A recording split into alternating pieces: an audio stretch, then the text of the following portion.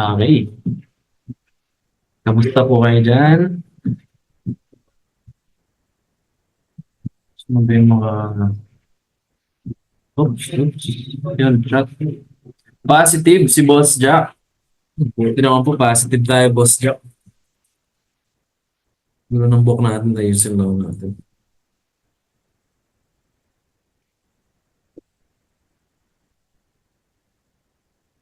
Okay, saan na ba tayo? Ang share screen natin. Meron po bang nasunugan dito last week?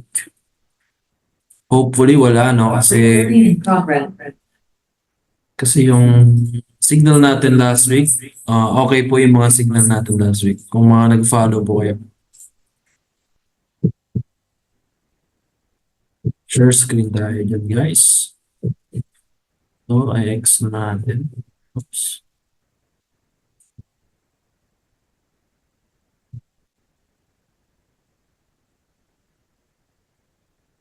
Ayan. So, unahin po natin yung gold. So, good afternoon sa mga bagong pasok. Pasok lang po kayo ng pasok. Holding entry point from last week. Yon, nice one. Same po, naka-hold pa tayo sa mga ibang FX pairs natin. Kaya ano po kasi yan more on swing trade yung mga signal natin. Meron tayong TP1 tsaka TP2. So, ang diskarte, pwede nyong gawin dalawang entry. Gawa kayo na mag-entry kayo for TP1 tsaka TP2 para maka-secured kayo ng profit nyo. And kung limited naman yung capital or gusto nyo merong magandang risk to reward ratio, pwede kayo mag one entry lang tapos aim for TP2. Yun lang. 1:2 risk to reward kapag TP2 ang kukunin nyo. So, explain natin yan mamaya, yung mga risk to reward para sa mga newbie nating member. Ano nga ba yung risk to reward? Bakit importante yun sa trading natin para maging profitable kahit may mga losses tayo sa trading? So, okay. So, simulan natin ang market outlook natin kay gold. So, ano nga bang bias natin kay gold? No? So, nandito tayo ngayon sa daily time frame. So, dapat align yung trend natin sa daily tsaka 4H. So, let's see kung ano yung mga possible scenario na kukunin natin setup this week kay gold. So, for me, ang trend ni gold is downtrend or bearish kasi based sa daily time frame, nag-create na yung price ng change of character. So, it means na possible ng bearish order flow sa daily time frame. So, downtrend na siya. So, ito, after na ito makreate, itong choke na to, yung price, nag-pullback lang siya dito sa area na to, dito, papuntang daily OB. Okay, tapos baba tayo ng, ayan, sa mga nagpa-plot pala ng order block, pwede nyo itong kunin na order block, possible mag-bounce si gold dito sa area na to. Tapos, ito yung kinuha kong daily OB dito sa taas. So, dyan lang nag-retrace yung price dito sa taas. Tapos, baba na tayo ng 4H. Ngayon, identify natin kung saang area nga ba maganda mag-sell kay gold. So, kung mag-trade tayo with the trend, maganda yung sabayan yung sell niya. So, plot nyo lang yung Fibonacci tool nyo para malaman natin saang area yung magandang retracement. So, ako, ito yung babantayan ko. Itong 4HOB dito, tsaka itong 4HOB dito sa taas. Ngayon, hindi ako basta-basta mag-place ng sell limit dyan. Kasi may mga pagkakataon kay gold na nilalagpasan niya yung mga order block, nag-liquidity hunt muna siya bago niya i-continue yung trend. So, ang magandang gawin, kung isa kang conservative type of trader, pwede kang bumaba ng 15-minute time frame. So, antayin mo yung price umakyat ngayon dito sa 4HOB, dito sa dalawa. Ayan, alin man sa dalawa, aantayin mo dyan mag-create ng change of character sa 15 minutes. So, ang tawag dyan is confirmation entry. I-confirm mo muna sa higher time frame POI mo yung price kung anong magiging reaction. Tapos, yun, magre-react lang tayo. Kung saan dadalhin ng price kung saan dadalhin ni gold yung price. So, ganyan yung mga possible setup natin. Pwedeng previous low. Ayan. So, yun yung mga possible setup na antayin natin. Hindi po siya advanced sell limit. Ano yan? Mag-aantay pa tayo ng choke. sa 4HOB.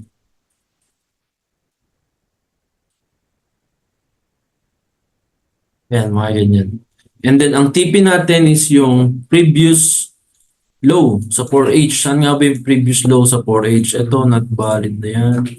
Kasi ang kinuha kong trading range sa 4H ay ito, internal 4H chok.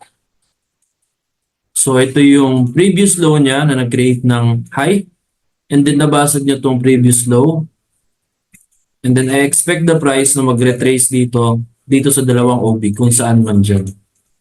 So, yan yung bias natin kay gold. Ngayon, si gold ngayon nasa 4HOB siya dito sa area na to. And then, hold ng price yung level na yan. So, ano nga bang magandang gawin? Ang magandang gawin, kung gusto mong may makuha na setup, i-plot mo ngayon yung lower high tsaka lower low. So, ano nga ba yung lower high, lower low mo sa 15 minute? So, ito yung nakita ko dyan. Ito yung 15 minute high. Tapos, ito lang yung 15 minute low na kukunin ko ito. So, ito hindi nagka-break of structure dito. Renab nyo lang yung liquidity itong week na to.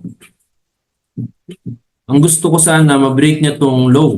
Or, bumaba pa tong price dito para mag-body close dito sa area na to. Para magkaroon tayo ng break of structure. Tapos, dito magkaka-choke sa area na to. Tapos, dyan tayo magbabay. Akyat dito sa sell limit natin sa taas. Ay, sa POI natin sa taas. So, yan yung trading plan ko kay gold. So, ngayon, nagko-consolidate siya sa area na to since Monday.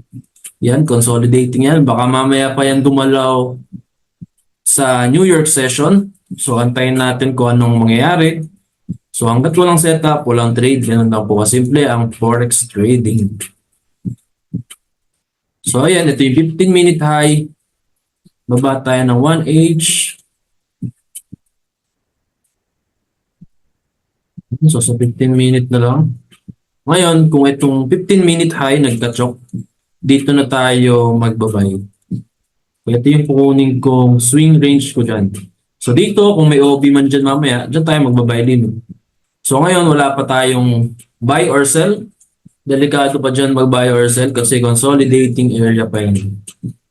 So, yan. Ano muna tayo dyan? Iwas muna tayo dyan.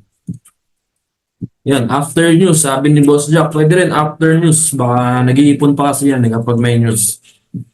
So marami dyan nagka-trap, nagbibuild ng liquidity si market. Yan, trap yan para sa mga traders na kagaya natin. So for now, iwasan muna natin. Ang bias natin dyan is bearish. Possible mag-create ng yan, downtrend order flow. Since may mga liquidity pa sa area nito, ito, liquidity yan. Tapos may mga OB pa dito, daily OB. And then may fair value gap. So yan, yan yung mga possible balikan ni gold. Clear po ba? Wala po ba kayong question regarding kay gold? Sa markup natin, sa order block, fair value gap, ano dapat i-trade?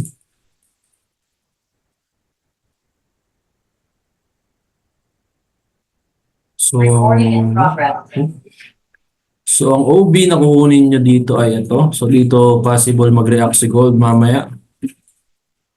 Kung gusto nyo mag-scalping sa mga nag-i-scalp. Downtrend po yan ngayon. Wala pa siyang change of character. So, ito yung swing high. Mark natin. Ito yung internal high, internal low. So, yan.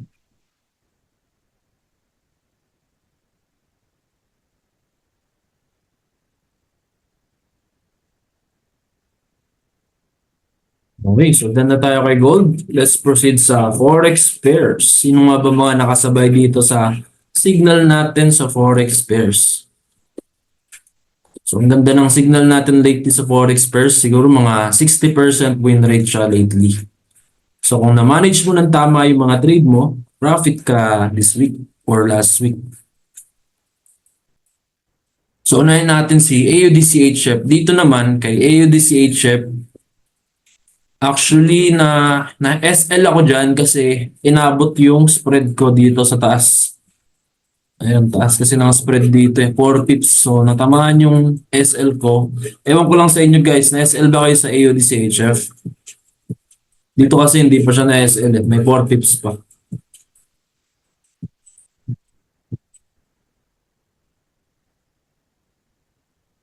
Dito muna tayo sa daily time frame. Ayan. Sa daily kasi, plot natin yung swing structure niya.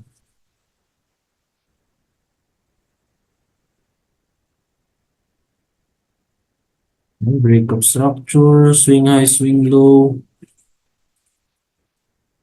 Ayan, yung price after mag-break tong structure na to, nag-retrace na sa 50%.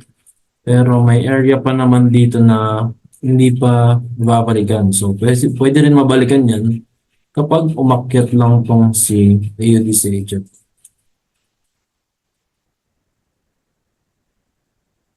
Yan, pero since di pa siya umakyat, i-plot natin yung mga internal structure niya.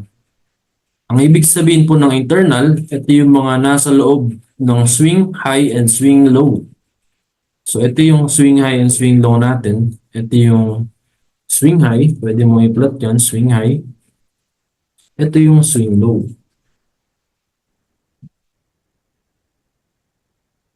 And then next one is baba tayo ng 4-hour time frame. So balikan natin yung previous data. So ito yung mga internal. Tapos ito yung high ng internal. Na-break tong area na to.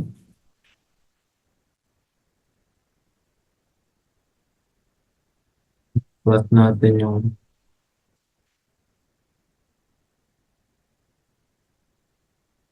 Fibonacci.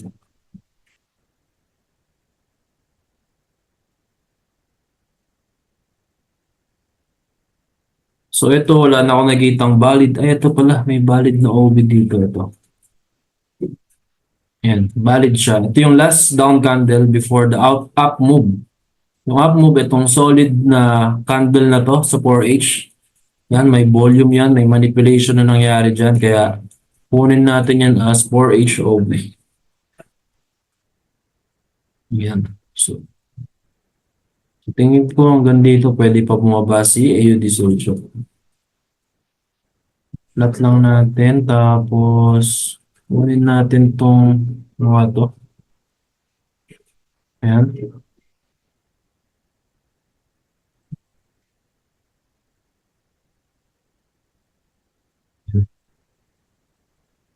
Kaya ako kinukuha yan para malaman ko yung nangyari ba. Ayan. Oh. So, yan yung swing movement niya dito sa internal structure. So, plot natin yung Fibonacci level. Ito yung pwede kong kunin na zone. Golden zone natin para mag-retrace yung price. So, currently, ito yung nakikita kong trend niya. So, bearish siya dito sa range na to. So, ito yung range ng 4H. Pwede nyo rin gayahin yan kung gusto nyo po gayahin. So, ito, kapag na-SL tayo dito, dito na yung next sell natin. Alright? Ay, natamaan na kay Ma'am Mary. Same tayo, natamaan na. Yan. So, yan yung bias natin kay AUD CHF. So, plot rin natin yung mga OB. So, dito may OB naman dito. Ayan. 4H OB. Yan yung mga POI natin. So, dalawa. Isa, dalawa. Dalawa yung POI natin para maganap tayo ng selling opportunity. Okay. So, next, AUDJPY.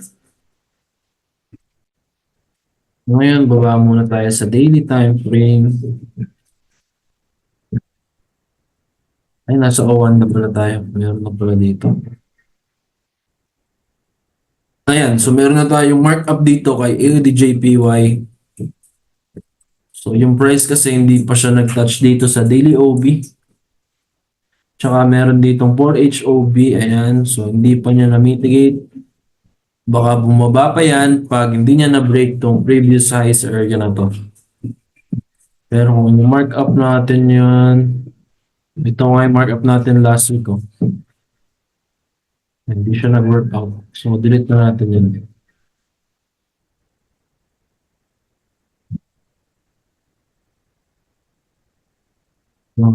So, ito na lang tayo sa yung trade kasi natin last week is this one. Then, na full TP lang tayo kanina lang.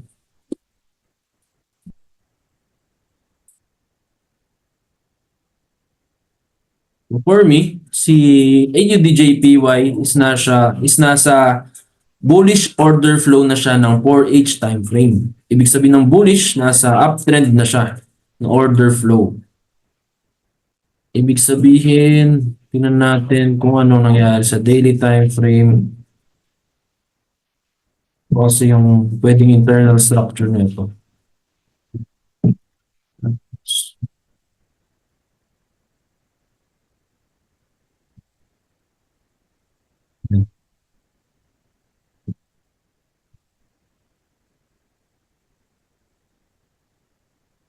Hindi ko itong kuning daily high, tsaka ito naman yung daily low.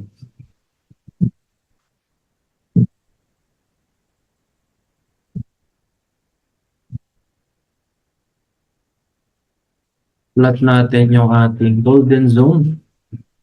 Ayan, pasok naman siya sa golden zone. So possible mag-continue na yung trend niya pataas. Sorry, but FBG yun. Sorry, wait lang.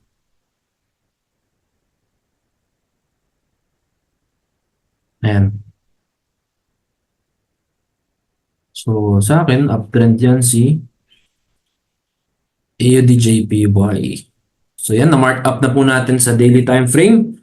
So na-determine natin na uptrend si AUDJPY, baba na tayo ng 4H time frame. So sa 4H, align na tayo sa daily time frame. So meron ng chop. Ito yung nag-i-indicate sa atin na possible na mag-change ng trend from downtrend to uptrend. Ayan, uptrend pa, uptrend na siya. So next move natin ay, since ito na-break na, magkaroon ulit tayo ng break of structure. Antayin natin yung price mag-react dito sa FBG dito. Or sa OB na lang ito. Ito OB ito eh. Ito na lang kunin kong OB. Ayan. So ang strategy kasi natin guys, sa mga nag-aaral ng smart money concept, meron kasi akong na-discover na strategy na nag-work para sa akin. Ito yung alligator plus smart money concept. So ang style ko dito, una, alamin ko muna yung bias. Dapat align ako sa change of character or 4H breakup structure sa 4H time frame. And then, antayin ko yung price mag-pullback sa OB or malapit sa OB. Antayin ko yung price mag-touch sa red line. Ayan, sa red line. Kagaya nito. Meron ditong buy sana last week. Ito, yung price nagkaroon ng breakup structure, nag-pullback sa red line. Ito, na-touch na yung red line. Then, nag-close siya ng bullish. So, meron diyang buy opportunity. Hindi ko lang siya na-send kasi meron pa tayong existing buy. So, gusto ko kasi tapusin muna sana itong buy na to. Ayan. So, since natapos na siya, ang next step natin ay antay na natin mag-pullback dito sa red. Tapos, antay tayo ng candle close na bearish, ay na bullish. Okay? Tapos yun, mag-buy ulit tayo. So, ganun lang yung discard ko dyan. Tapos 1:2 risk to reward ratio. So, yun, naantay ulit tayo ng buy dito. Mark ko na to na orange para i-monitor ko yan. So, waiting for buy. So, sa signal po natin, sa mga nag-follow ng signal, always nagtitrade tayo sa trend. So, hindi na tayo magka-counter trend. Follow lang natin yung trend. Kasi nga, sabi nila, trend is your friend. Tama? Ano po yung red line, sir? SMA? Actually, hindi ko po alam yung red line, kung ano yung red line.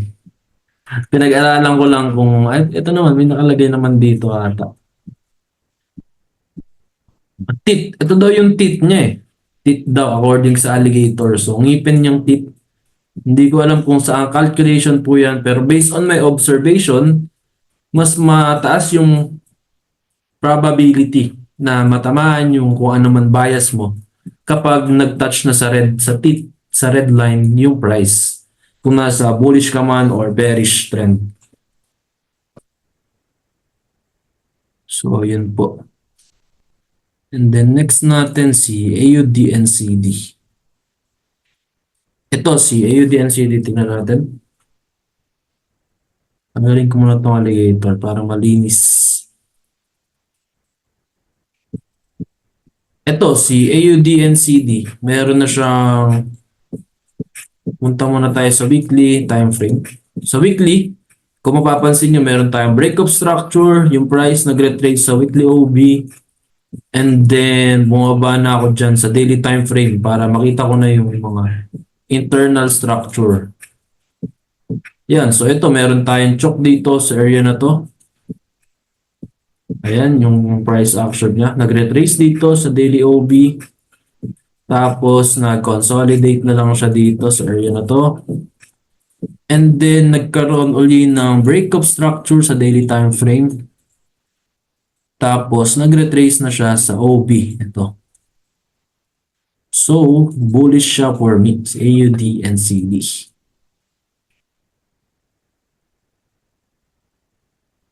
Mark natin to.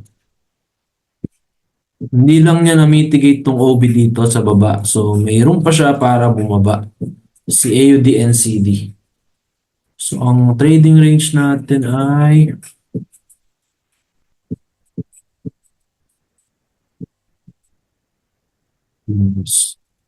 Ngayon ko lang sabihin ito.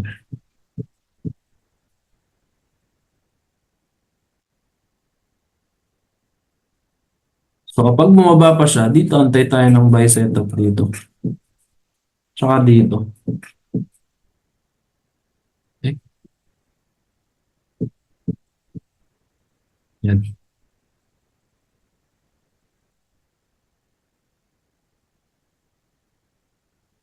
Identify natin yung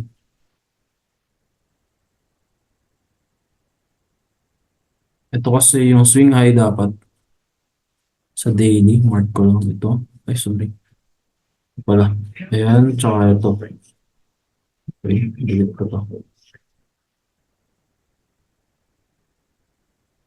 Ito yung swing low natin sa daily time frame. Ito naman yung swing high natin sa daily time frame. Ito yung internal daily choke. Tapos ito yung internal breakup structure.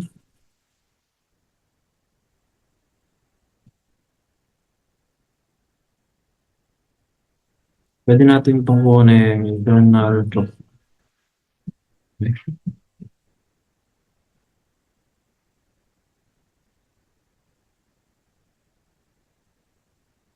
Ayan. So, ang OB nito, pwedeng ito. Ito na.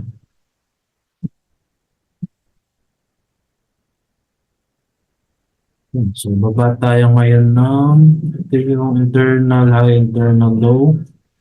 Baba tayo ngayon ng 4H para may matrade tayo.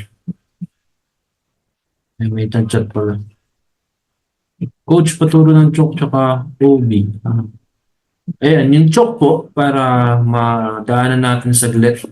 Yung choke, ito yung pagbabago ng trend sa isang sa isang market. Kunwari sa AUD/NCD, ang market niya is uptrend, pataas.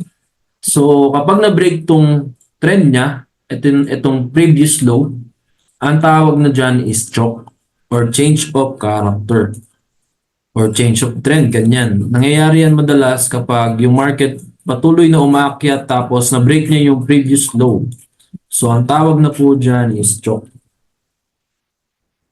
Kunwari yan, di ba? From uptrend, naging downtrend na siya. So, ang tawag naman dyan sa mga kasunod na yan is breakup structure or boss. So, ito ngayon yung mga high mo. Ayan, high, high. Diba? Ito, nagkaroon ng breakup structure. Lagay mo dyan, boss. Boss ulit. Mare, boss. Ito lang, boss. Ano nang mangyayari kapag itong previous high mo ay na-break naman, na bago? So, ang tawag uli dyan ay choke. So, nag-change uli siya ng trend from ano yung pang-drawing natin? From downtrend, ngayon possible na siya maging uptrend. So, pullback, create ng panibagong high, So yan, uptrend. So yan, pag-change ng trend from time to time, yun yung change of character. Yan, so kung gusto niyo po ng more video pa, meron tayo dyan sa ating YouTube channel. Yan, check nyo lang po. May ano pa ako doon, explanation.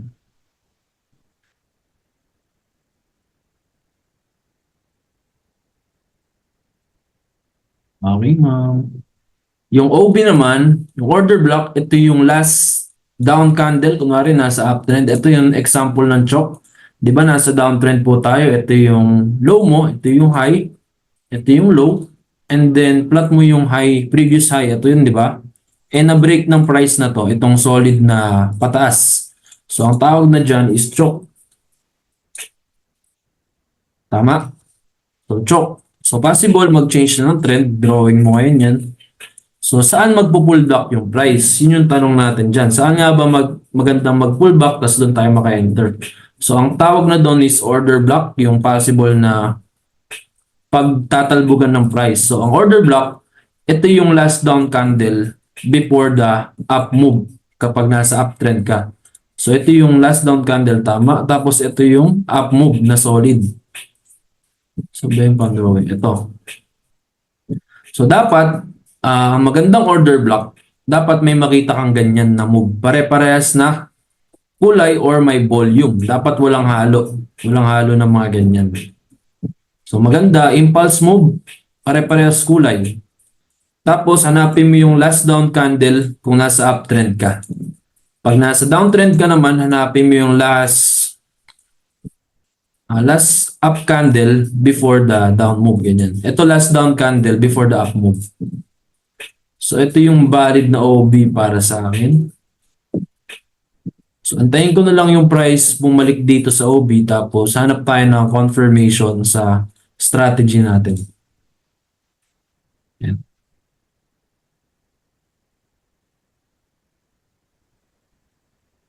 So, si AUDNCD, looking for buy ako dyan until dito sa daily OB.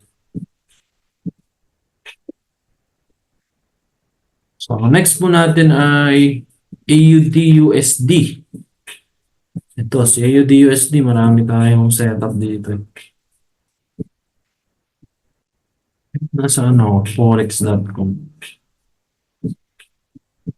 Dala lang, sa 4H na lang tayo mag-base.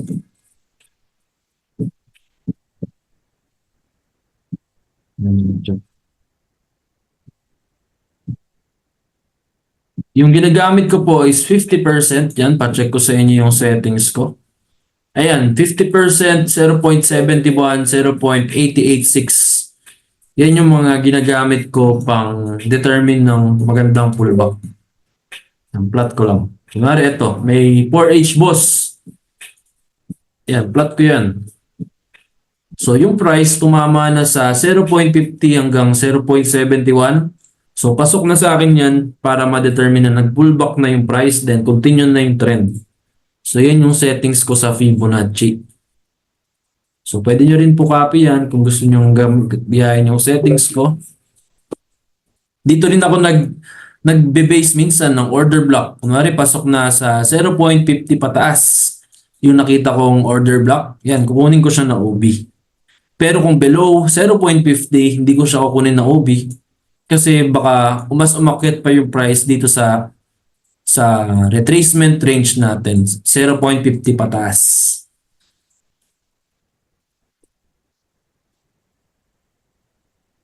Kahit hindi pa pupasok sa OB, basta nag-touch siya sa 0.50, tapos may nakita kang reaction, pwede mo siya kunin, kagaya nito sa akin. Itong sell natin, hindi pa siya nag-touch dito sa OB. Pero, pasok na siya sa trading plan ko na kapag na-touch na yung 50% or 0.71, tapos binigyan ako ng magandang reaction ng candlestick, or depende sa strategy mo, kasi ang strategy ko kapag nag-touch yung price dito sa 0.50, then red candle siya, ito ay red line or blue line, tapos nag-bearish close na candle, sell na ako dyan. Basta above ng 0.50 level. Yan, kaya na-hit natin dito yung 1:1. Yan, kung gusto niyo mag-trade ng 1:1 lagi, pwede niyo gawin yan.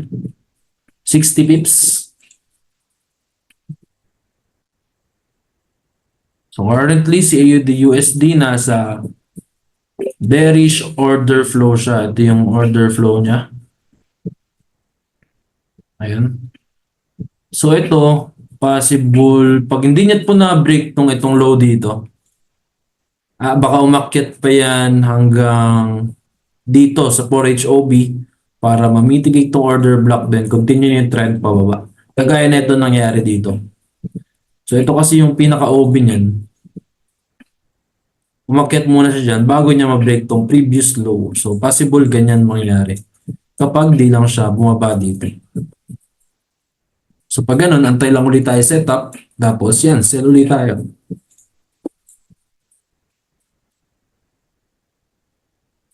Ayan, ano po confirmation na for continuation na sa trend?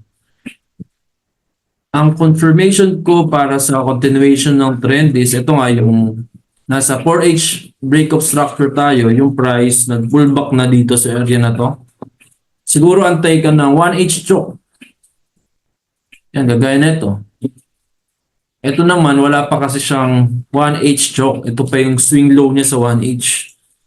So, hindi pa confirm yung parang bearish move niya talaga. Kasi nasa 4H lang tayo nagbe-base dito sa setup natin na to. So, ang confirmation ko lang para malaman na okay na yung trend, align mo lang dapat yung daily mo tsaka 4H. Tapos, kung gusto mong pinaka-align, 15-minute, baba ka pa ng 15-minute time frame. Pero hindi natin kasi masasabi minsan kahit na align lahat, kapag gusto tayong kunin ni market yung SL natin, may SL talaga tayo. Kaya, yun, kung ano yung makita nyong setup, take nyo lang. Ano kasi ito sa Forex, kapag na-build mo na yung strategy mo, ano na lang siya, numbers game. Ibig sabihin, mag-entry ka lang na mag-entry, tapos yaan mo na lang yung winning percentage mo ang mag-determine ng profit mo or risk to reward ratio mo. So yun lang yung ma-advise ko sa inyo. Huwag kayong sobrang mapili na talagang alam mo masyadong maraming iniisip bago mag-enter ng trade. Ilista nyo na kung ano yung trading plan nyo or strategy nyo. Tapos follow nyo lang kung ano yun. So yun. So sa AUD-USD, ano tayo dyan? Bearish tayo dyan. So ito pa rin yung 4H low. Ito pa rin yung 4H high. Hindi pa siya nag-bounce dito sa order block. Pero naka-break even na tayo dyan sa mga nag-follow ng signal natin. So kahit bumalik yan, break even na tayo dyan. Nakasecure na rin tayo ng profit na 60 pips. Kaya safe na tayo dyan. Hintay lang tayo dito ulit ng setup kung magko-close siya ng bearish kapag umakyat dito sa 4H time frame.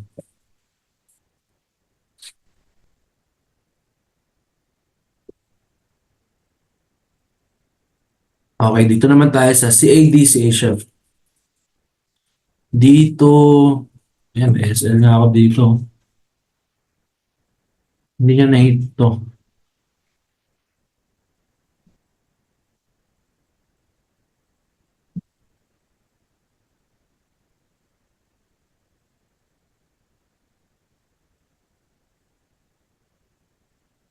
Ito, ano, breakup structure. Tapos, nasa bearish order flow.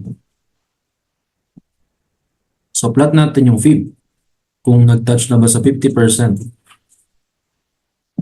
Ayan, kagaya nito. May OB, tapos nag-touch na sa 50% ng fib. And then biglang nag-react yung price pababa. Ayan, solid na pababa. Kaya drawing nyo rin yung fib nyo minsan. Try nyo yung check yung 0.50 tas tingin kayo sa left side kung may order block. Ito si ADCHF. Ano na yan? Bearish. So hanapan natin na bearish setup.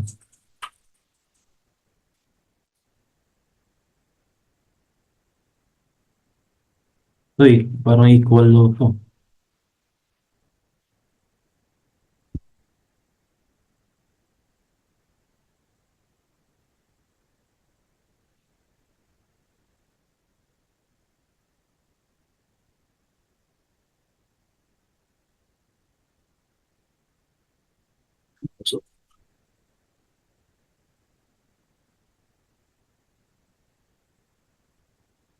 Sa news, hindi po ako nagtitrade 1 hour before the news.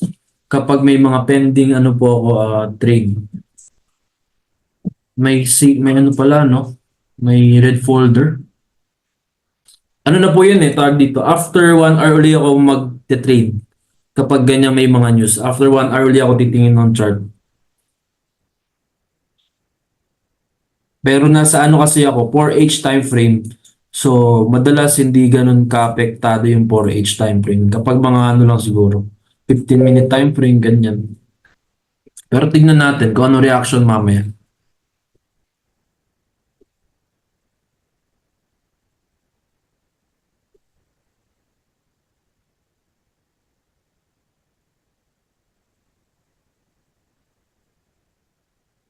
Ito nga, meron ng chok to. Itong chok. Tapos, yan natin sa daily.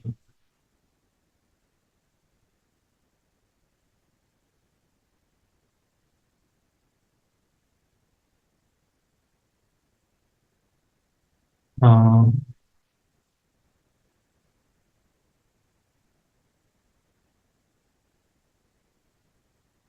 ito, antayin ko na lang to bumaba pa mamaya. Tapos tsaka tayo magsasell. CAD, CHF.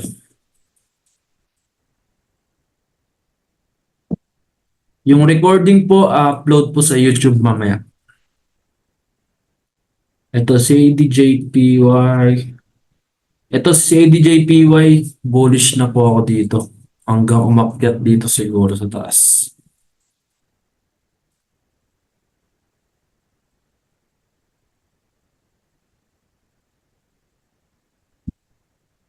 Ito sa bullish.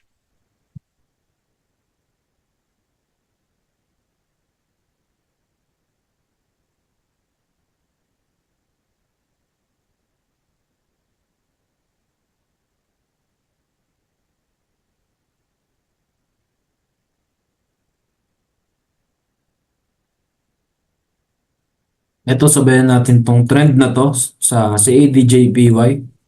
Meron ditong breakup structure.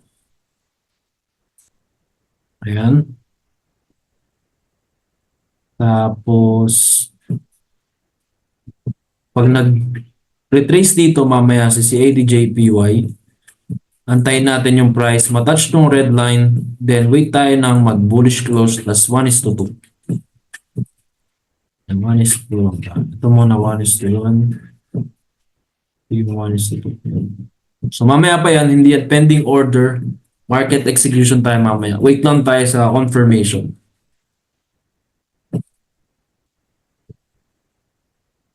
Kasi yung bias ko dito ay bullish na. Bullish na sa akin yun.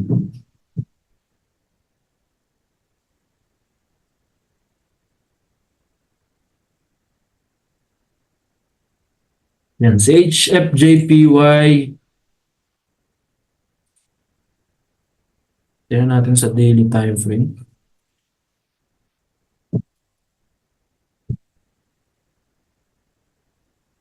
Sa weekly kasi meron siyang choke ito. And then nag-retrace na siya dito sa OB.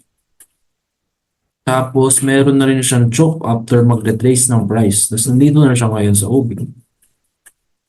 Kaya ano ako ngayon confused kung ano yung i-take natin mamaya. Pero yun nga, mag-react na lang tayo kung ano yung sinasabi ng price. Kung ano yung sinasabi ng price sa atin kapag saan ba yung high tsaka low?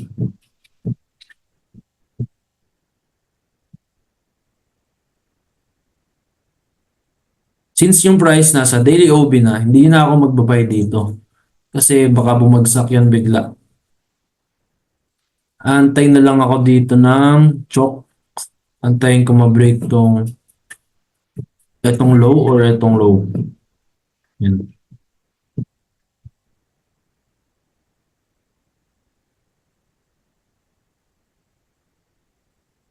So sabi dito sa alligator.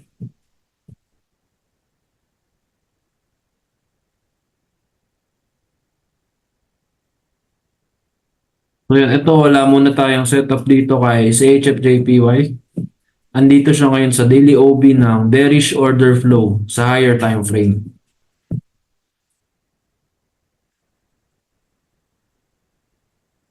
Pass muna tayo kay sa HFJPY. Pero ito yung OB niya, yan, tsaka ito. Yan yung mga aabangan natin. Tapos dito, mag-wait tayo ng chok dito. Or dito. Para mag-sell. So, mark lang natin.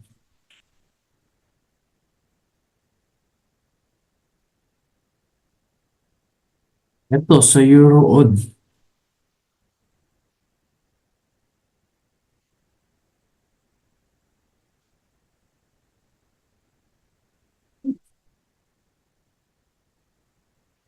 Yan, si Euro-Odd, kung mag-base tayo sa weekly or trading range niya, ito yung structure niya.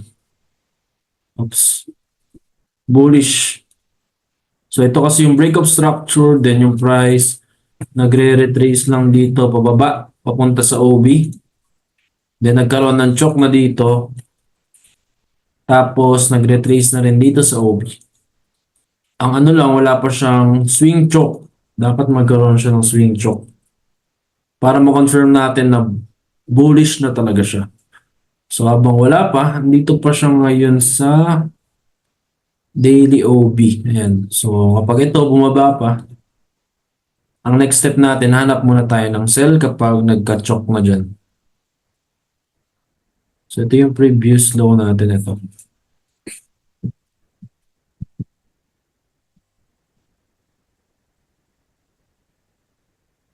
So, ang game plan, kapag nagka-choke na dito, hanap tayo ng sell. Yan. 1:2 risk to reward. Ganyan po ang game plan natin kay Euro-Odd. Pero nakabay pa po tayo dyan. Hindi pa na TP1, kaya risk lang po natin yun. Ito naman, si Eurocad. Nakabay din tayo dito. Hindi pa na-hit yung TP1. Ang tigas. Yan, SL din tayo dito last week. Since kala ko yung price mag-ano na dito, mag-bounce na sa FBG na to. Pero bumalik pa pala siya dito sa OB, tapos kinontinue niya yung trend. Pero ang bias natin dyan is bullish. Ito na yung choke niyan. Tapos ito yung OB.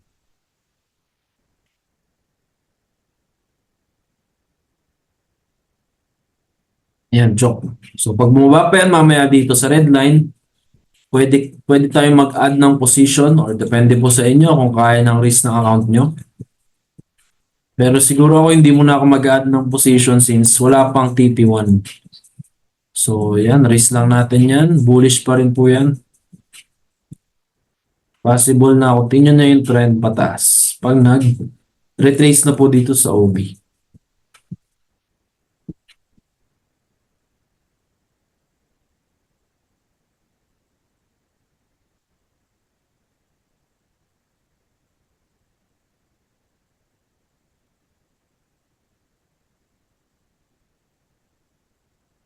Ito naman po si EuroJPY. Nasa bullish order flow na siya. Yan. Tapos nag-retrace na dito. Umakyat pataas. Ang next na babalikan, I think ko ito. Maybe. Break of structure. Ito yung low. Ito yung high. Yan. So, abang tayo dito ng reaction. Dito tayo magbabay mamaya.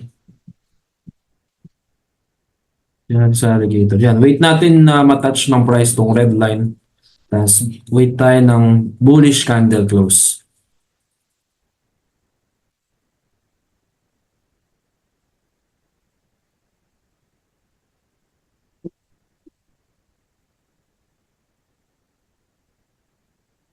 Yan. Pero overall, bullish. Tingin ko bullish to si ano. Si EuroJPY. Hanggang dito yan. Daily OB.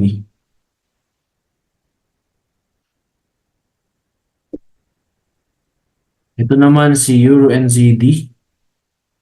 Yan, meron tayong nasa bullish order flow din tayo kay EURO-NZD. So, ayan, nag-retrace na dito sa OB. Antayin na lang natin matouch tong red line. Then wait tayo bullish candle close para mag-buy tayo ng panibago.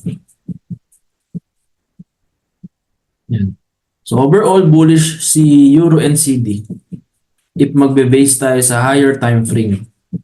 So ito yung weekly boss, nag-retrace na dito sa weekly OB, then nagkaroon na ng daily choke, so align na siya sa weekly time frame tsaka daily time frame. Align na rin yung bullish niya sa 4H time frame. So uptrend to si Euro NCD. So maganda dito maghanap ng buy mamaya. Abang-abang lang. Ito naman si Euro USD. So, ito kasi yung swing high niya. So nag-liquidity grab lang sa area na yan. Ang bias pa rin dyan is bearish. So manap tayo ng sell setup.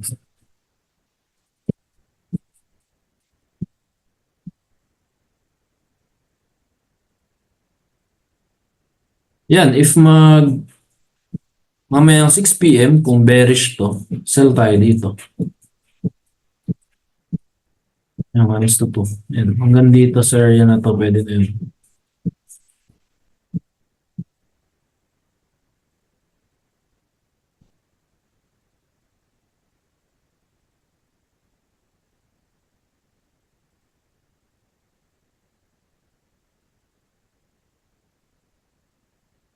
Ito, na-SL tayo dito last week, GBP odd. So, bumaba pa kasi si price dito sa 4HOB. Kala ko dito na siya magre-react. Hindi pa pala siya nag-react dyan ng solid. So, dito, antay po tayo confirmation. Antay ako dito ng choke. Dito. Something like this setup. Yan, ganyang setup. Yan, antayin ko yun. Bago ko mag-buy kay GBP odd. Since ang bias natin dyan is bullish.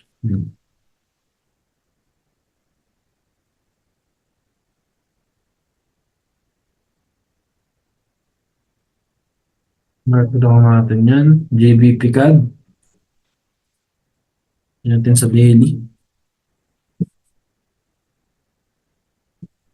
Delete muna natin yung iba. Yan. So,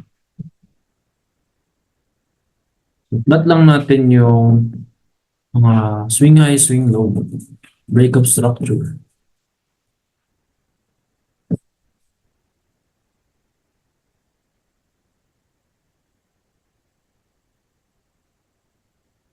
Yan. So, nag-retrace na dito sa daily OB.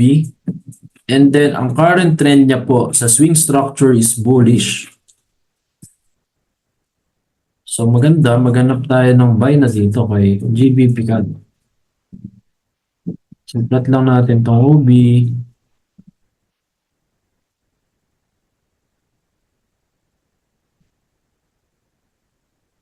Tapos itong alligator. Ito, antayin ko lang itong umangat ulit, kagaya nitong nasa gilid. Kapag yan, na ganyan na, buy na tayo. Pero pag wala pa, ano muna tayo? Pass muna tayo dyan. Ito naman kay GBP JPY, na hit na yung break-even niya. So mamaya na lang ulit tayo dito maghanap ng setup.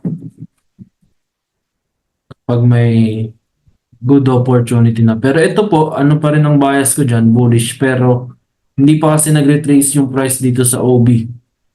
So kapag tumulo pa yan, baka dito muna mag-retrace yan. Para i-continue niya yung uptrend. So wala pa kasi siyang pullback dito sa area na to. Pero kapag dumiretso na yan, baka tuloy-tuloy na, hanap lang tayo ng uptrend.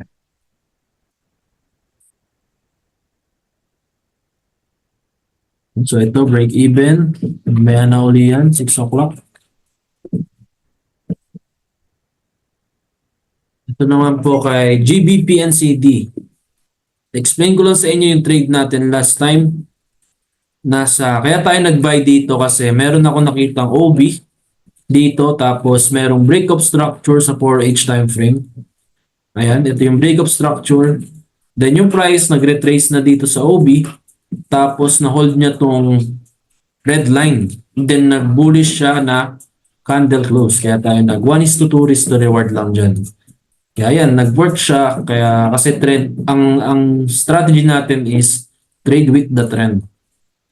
Based on smart money concept and alligator yan. Kaya ito, abang-abang ulit tayo ng setup. Ito, merong breakup structure. Tapos, ito na yung OB. So, itong mabagal na to, itong mabagal na move na to pababa, retracement yan dito sa OB. Tapos, pag nagka-choke, doon tayo mag-buy ulit. Maakyat. Ayan.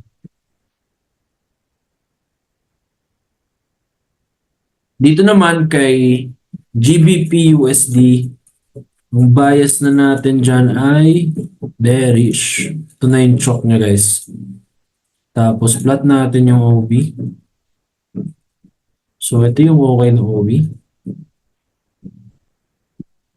Hintay lang ako ng retracement dito. Matouch na tong red line. Tapos sell tayo. Dito, tapos sell. Or dito, tapos sell din.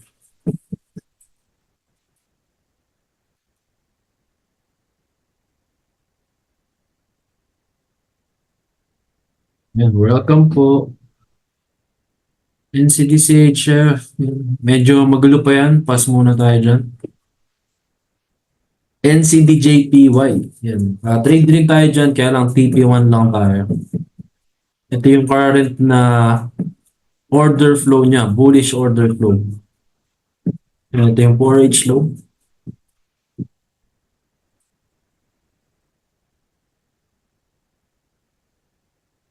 Pag na-break niya itong high na to, hanap tayo ng buy dito pag nag-pullback. So, yan yung bias natin kay NCDJPY. Ito, NCDUSD. Bearish po yan at the moment, kaya antay-antay lang tayo. Kapag umakyat man yan, ito po ang next setup. Possible mamitigig na itong OB. Tapos, baba na uli siya. So, pwede tayo ma-SL or pwede nyo na i-continue yung trend pababa. Since meron ditong internal breakup structure din. Ayan. Tapos, meron ditong OB. Yan. So, dalawa lang po pwede mangyari. Pwede na dito bumagsak or dito bumagsak sa taas.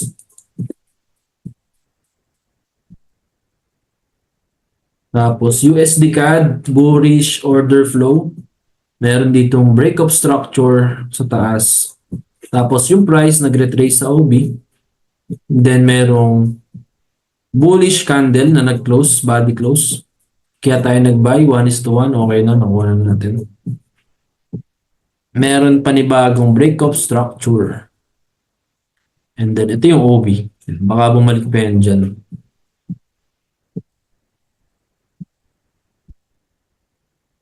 So anyway, naka-break even naman na tayo dyan. So, set nyo lang yan as, i-hold nyo lang yan kung nag-aabangan kayo sa TP2.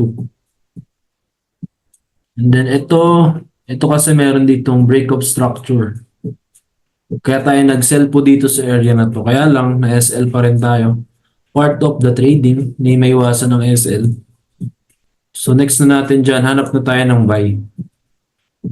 Antayin natin yung price mag-pullback dito sa red or dito sa OB. That's buy.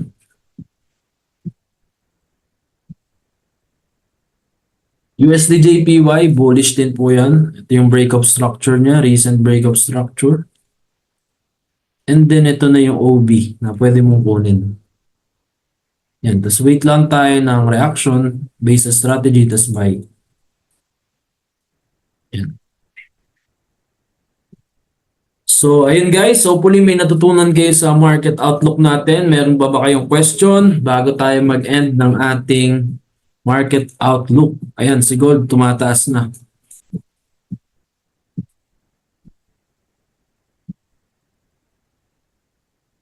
So, ayun, ang setup natin kay gold. Kapag nagka-choke na siya dito, pwede tayo mag-buy limit dito, idea number 2. And then dito yung idea number 1. 15-minute OB. Yan. Yun yung mga pwede natin gawin.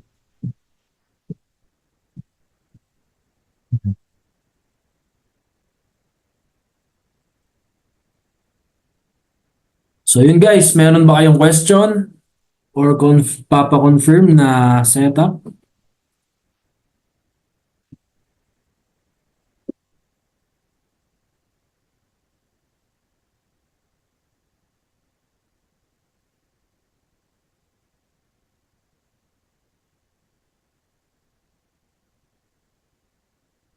Ayun, yung sa ano pala, risk to reward ratio. Sige, example lang natin tong trade natin dito sa Euro NZD. Hindi yung maganda. Kunwari, sige, Euro NZD. For example, nag-buy ka dito. 1:2, tama? So, dalawa kasi yung pwede mong gawin. Una, pwede kang mag 2 entry. Risking 0.01. Kunin mo yung TP1 tsaka TP2. Tama? Kapag na-hit mo yung TP1, possible ka mag-profit ng 60 pips. Magkano ba yung 60 pips sa 0.01? Wait lang, bilangin ko lang. Magkano ba yun? Ano ba yun? Euro NZD? Ano yun?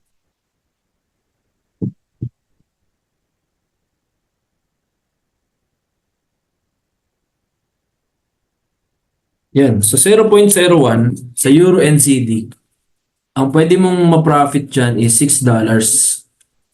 Yan, para lang sa mga newbie, para aware kayo sa mga risk nyo per trade, depend kapag nagka-copy kayo ng signal.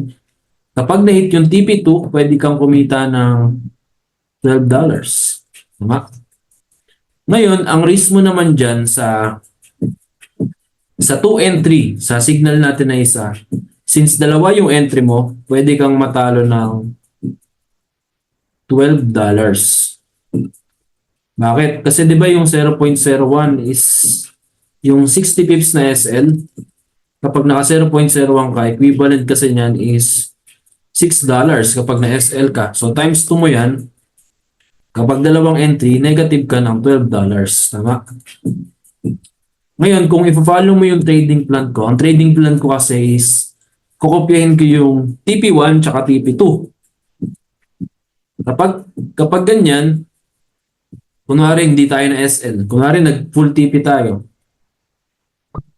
pag-plusin mo tong 6 tsaka 12, magkano ba yan? Calculator. May na kasi ako sa math, wait lang guys. 6 plus 12, so meron kang $18. Kapag na-hit lang tong TP1 tsaka TP2. Ngayon, kapag natalo ka naman, kunwari na-hit SL, so talo ka ng $12.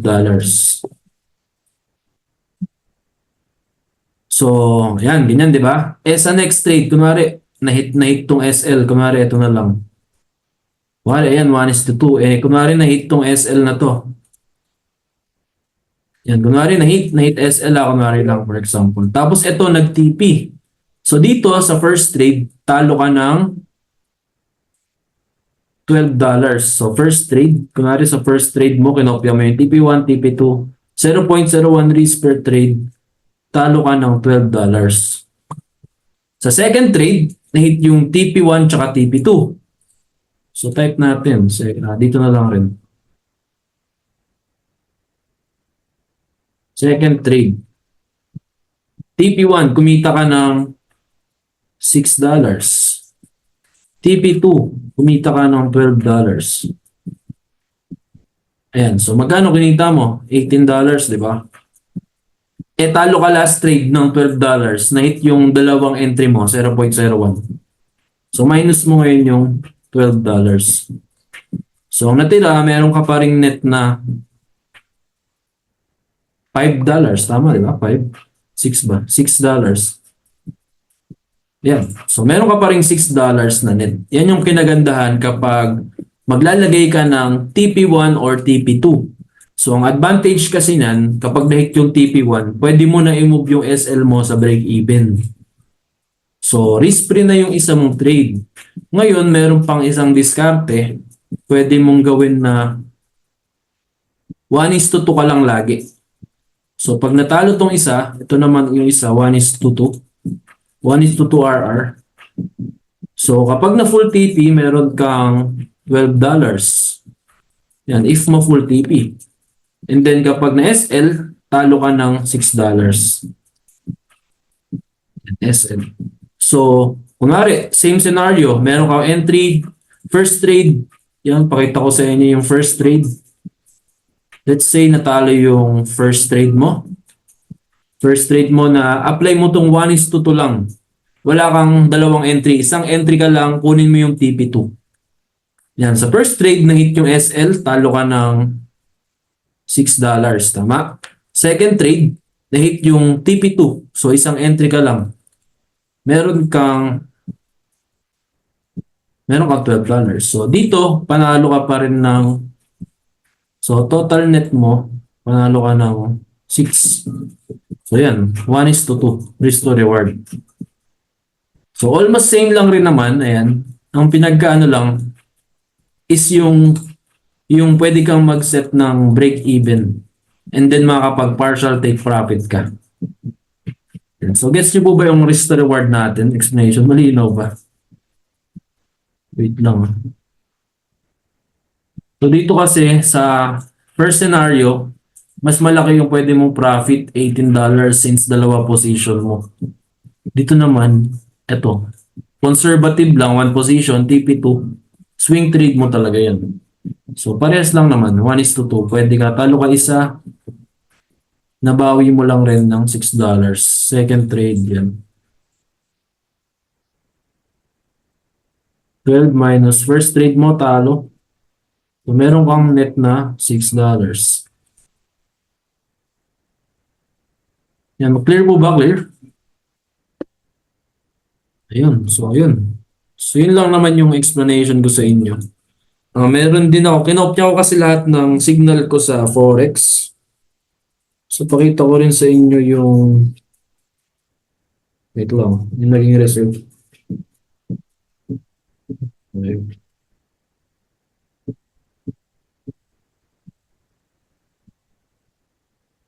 So, ngayon, profit siya ng $35. So, ang account ko dito is $500. Meron din siyang mga SL. Yan, send ko na lang sa GC mamaya. Kung ito yung ginagamit ko na style, itong ganito. Dalawa yung entry ko per signal, isang TP1, TP2. Meron din akong isa na ito, patry ko pa lang. Balitaan ko kayo after a month kung ano mas maganda sa dalawa. Okay, so yun lang naman yung risk to reward natin kapag mag-follow kayo ng signal sa VIP channel. So maganda, hindi nagbabago-bago yung lot size nyo kapag nagkakopy ng signal. Stick lang kayo sa 0.01 to 0.02. So 0.01, yun yung mga major pairs, kagaya na Euro USD, GBP USD. Yung 0.02, GBP odd, ganyan, Euro JPY, 0.02 kayo dyan para kapantay ng risk ng major pairs. So, pwedeng ganun gawin nyo. Kasi ganun yung ginagawa ko. So, mamaya pakita ko sa inyo yung sample. Check nyo na lang po mamaya. So, yun. Clear po ba? Meron ba kayong question regarding sa risk management or anything about sa smart money concept?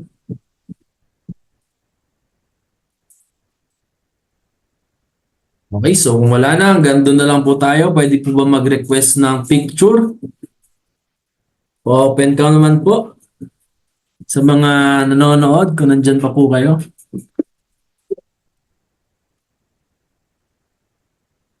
Ayun. Okay, so maraming nanonood. Maraming salamat po sa pag-attend ng ating live Zoom. So next week ulit tayo sa Monday. Hopefully marami po kayong natutunan sa ating market outlook sa mga nag-aaral ng smart money concept. Check nyo lang po yung YouTube channel ko. Yan, Sir Jojo may tanong ata. Sige po, ano po yun Sir Jojo? Unmute po kayo.